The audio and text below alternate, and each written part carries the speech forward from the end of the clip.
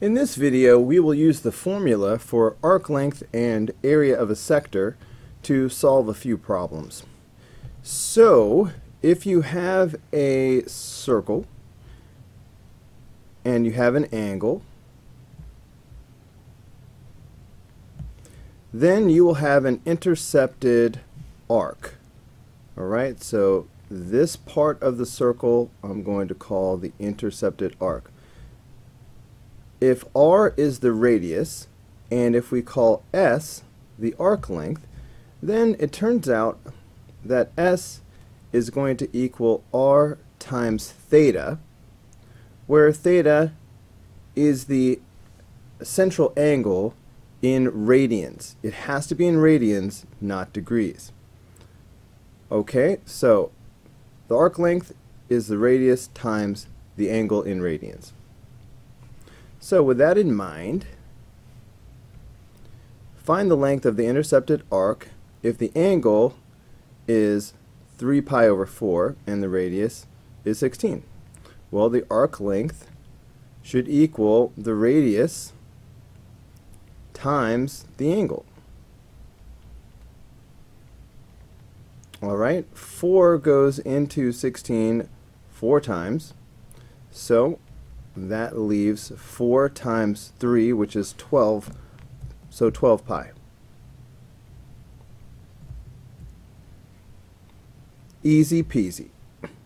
Now, the formula for the area of a sector is 1/2 r squared theta.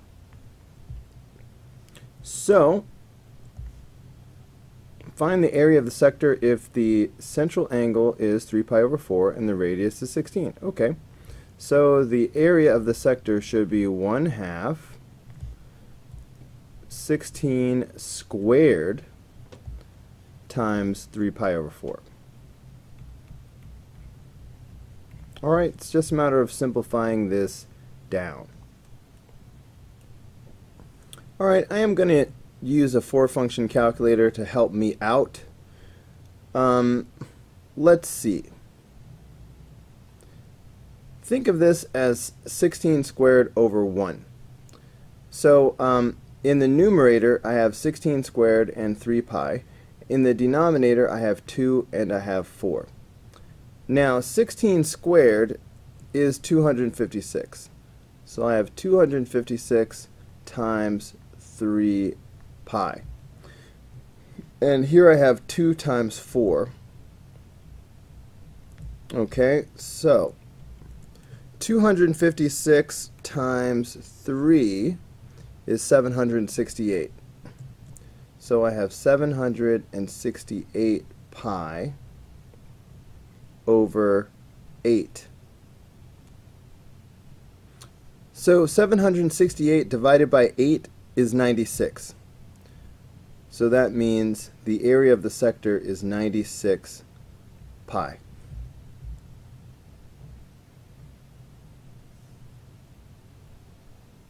Number 24. The Parks Department is thinking of constructing skateboarding ramps in some of the local playgrounds. A half-pipe is a ramp formed by 2 quarter-circle ramps, each of which is 10 feet high, plus a flat space 20 feet long between the centers. Find the exact, meaning in terms of pi, distance a skater travels from the top of one ramp to the top of another ramp. So this is what we're trying to find the length of. Okay, if we went from the top of one ramp and we came down, and then we went across the flat area,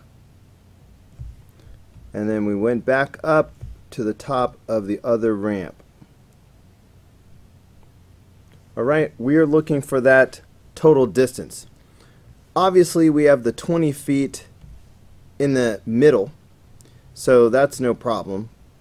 The trickier part is figuring out the length of the red part, the curved portion. But again, we're just going to use that same formula that we did before.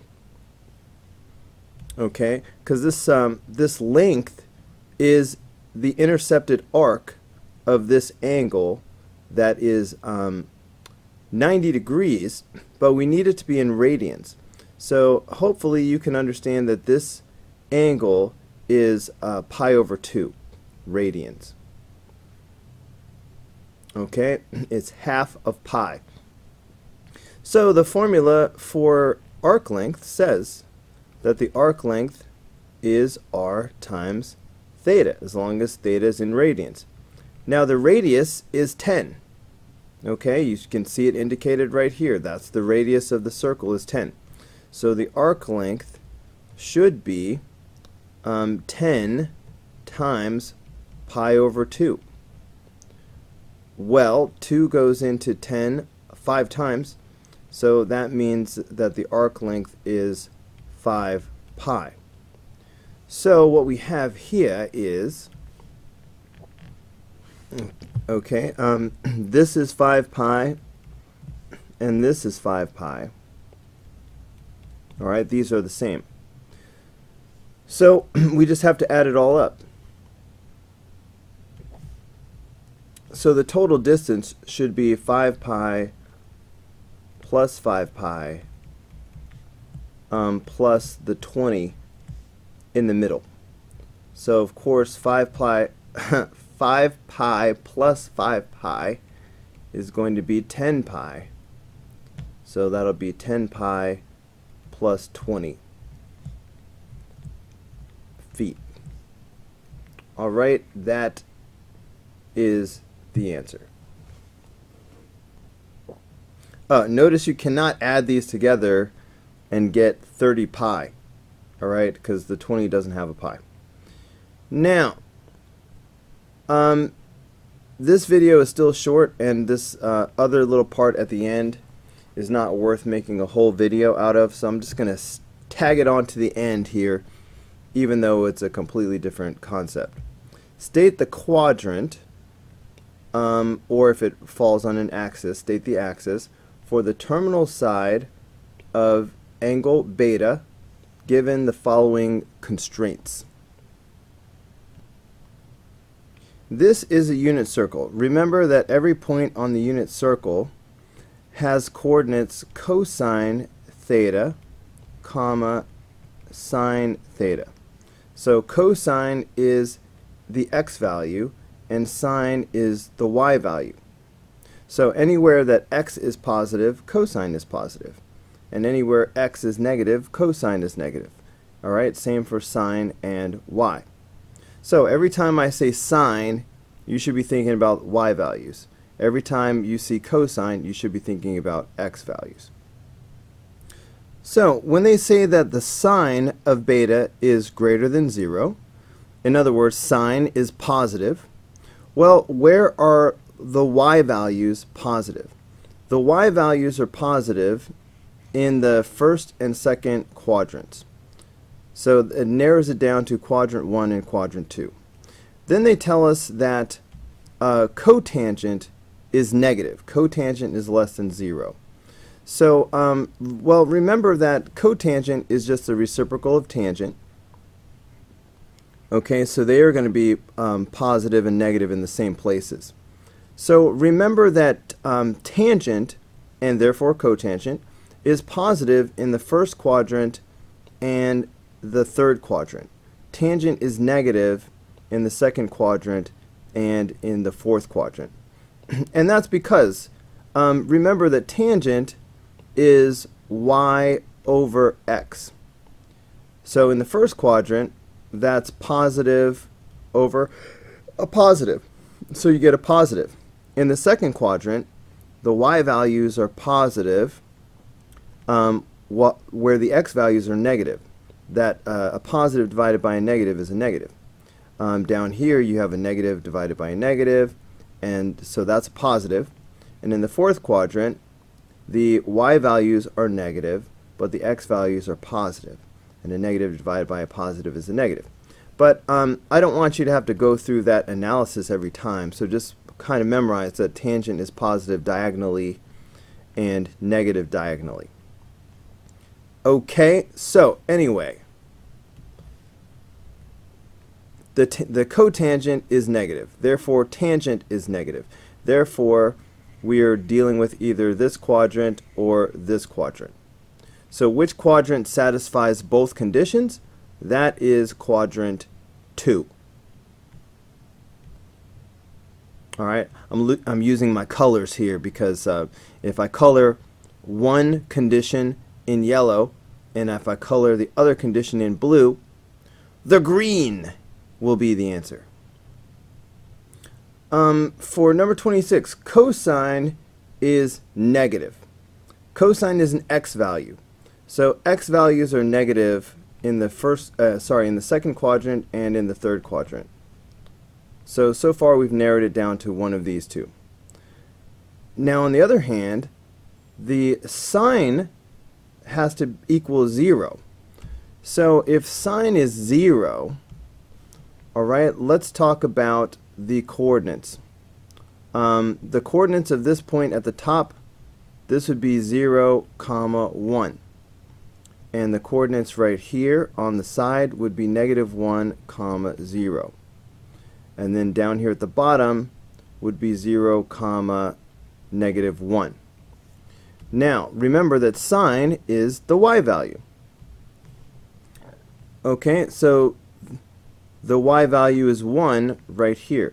The y value is 0 right here. And the y value is -1 right here. So we need the sine to equal 0. So the sine is going to equal 0 right here. Okay, it'll also equal 0 over here, but we needed it to be, we needed the cosine to be negative. That's why I'm sticking over here to the left. So the negative x-axis is the position that satisfies both conditions.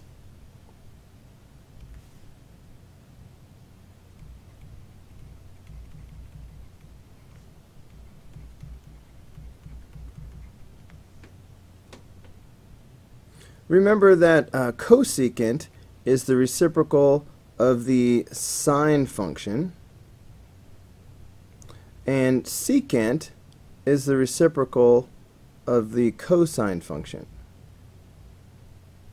Okay, so cosecant will be positive in the same places where sine is positive, and secant will be undefined where cosine is equal is equal to 0.